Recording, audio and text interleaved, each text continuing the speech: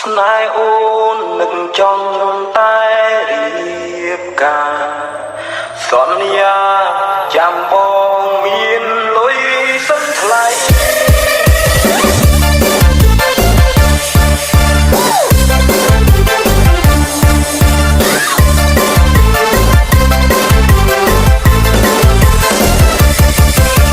មានប្រាក់រីកាដេញកើតទេ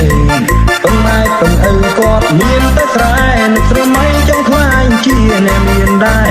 នឹងប្រាប់ឲ្យម៉ែចូលស្ដីជីវ៉ាព្រោះស្រែកាន់ត្រូវប្រឹងឡើងថ្នោត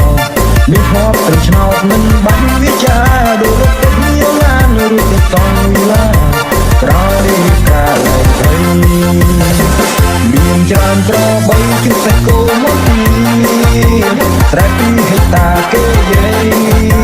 បើត្រូវហាឈីបានថ្លៃសេដ្ឋីទឹកស្រែគឺបងតែនៅពេលនេះបងជីកបីមិនឡៃទេ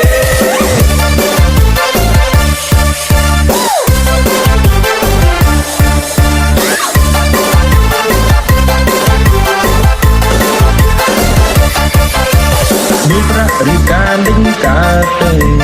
ប៉ុន្តែប៉ុនឪគាត់មានតែស្រែនឹកស្រមៃចង់ខ្លាញ់ជាអ្នកមានដែរ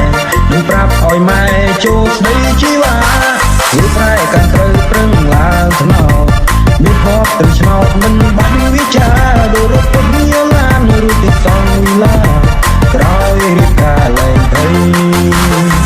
មានច្រើនត្របីជិះសាច់គោ